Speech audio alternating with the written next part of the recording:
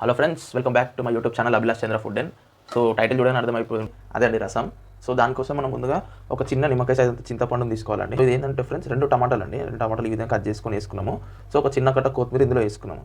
So ఇది ఏంటంటే ఒక 10 నిమిషాలు నాననివ్వాలండి పక్కన. సో ఇప్పుడు నీళ్ళ చారుకి మసాలా చేయాలి కదండి. దానికోసం ఇది ఒక టీ స్పూన్ మిరియాలు, ఒక 1.5 టీ స్పూన్ జీలకర్ర, ఒక టీ స్పూన్ 4-5 ఎల్లిగడ్డ రెబ్బలు. సో ఇది 5-6 ఎండుమిరపకాయలు అండి. వీటితో పాటు ఒక చిటికెడు మెంతులు అండి, కాస్తన్ని మెంతులు. సో ఫ్రెండ్స్ వీటన్నిటిని తీసుకొని మిక్సీలో వేసుకోవాలి మనం. ఇది 10 నిమిషాలు నానిపోయిందండి. సో ఇప్పుడు దీన్ని బాగా పిసికేసేయాలండి చేయితోని. సో మంట హై ఫ్లేమ్లో ఉంది. సో ఫ్రెండ్స్ గిన్నె కాగిన వెంటనే మంటని చిన్న ఫ్లేమ్లో చేసుకొని ఇందులోకి 2 టేబుల్ స్పూన్ల ఆయిల్ వేసుకుందాం.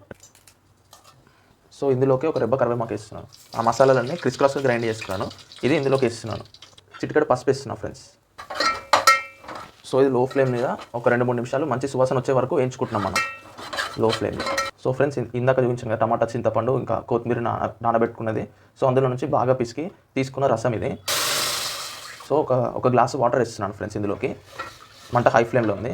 సో ఏంటంటే మస్తు దగ్గరికి అవుతుంది, అందుకే ఎక్కువ వేసేసాను వాటర్. సో కట్ట కొత్తిమీర చిన్న తురుముకున్నది వేస్తున్నాను. సో ఫ్రెండ్స్ భారతదేశంలో ఏ మూలలో, ఏ గ్రామంలో, ఏ రాష్ట్రంలో, ఎక్కడ ఏ రెసిపీ ఉన్నా కానీ అది ఎట్టకేలకు తినేదగినట్టుంది, మన తెలుగు వాళ్ళు భారతీయులు తినేదగినట్టుంది అంటే ఆ రెసిపీని పట్టేసి తెచ్చేసి మీ ముందుకు పెట్టేస్తానండి.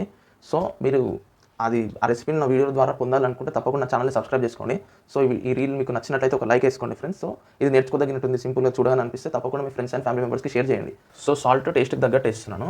సో ఫ్రెండ్స్ 5-6 నిమిషాలు హై ఫ్లేమ్లో పెట్టాను. సో ఇప్పుడు మంటను లో ఫ్లేమ్లో పెట్టుకొని ఒక 4 నిమిషాలు పెడతాను.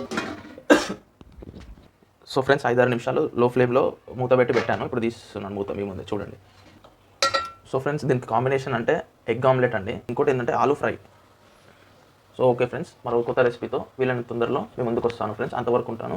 Thank you.